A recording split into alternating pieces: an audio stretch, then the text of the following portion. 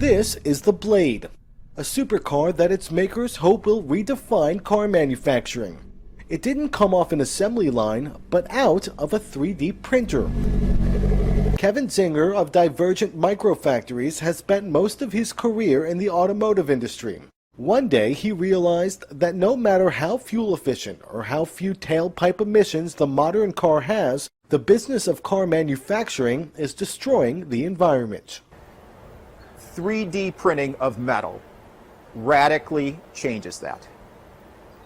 By looking at 3D printing not for that overall structure, but to create individual modular structures that can be combined, that 3D printing transforms everything. It transforms everything by changing the way cars are built. Currently, cars are pieced together on long assembly lines inside large factories that use massive amounts of energy. Even the most fuel-efficient car has a large carbon footprint before ever leaving the plant. Zinger and his team's approach was to take the large plant out of the equation. To accomplish this, they printed out modular pieces that are used to connect carbon rods that make up the Blade's chassis. The 3D printed chassis is only 102 pounds and has the same strength and safety protection as a frame that would have been made out of steel.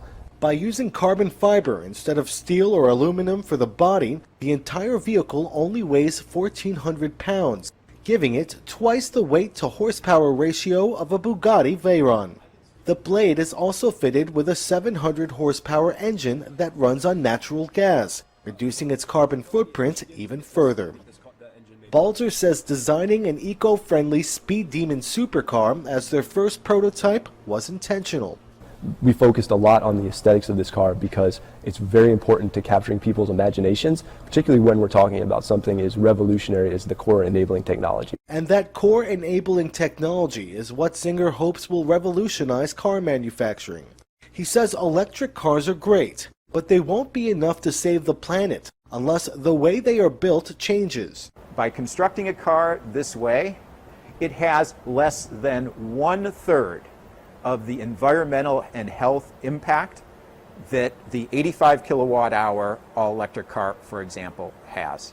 Zinger and Balzer are starting small, but they believe their new car manufacturing 3D printing method will soon have a huge impact on how cars of the future are built.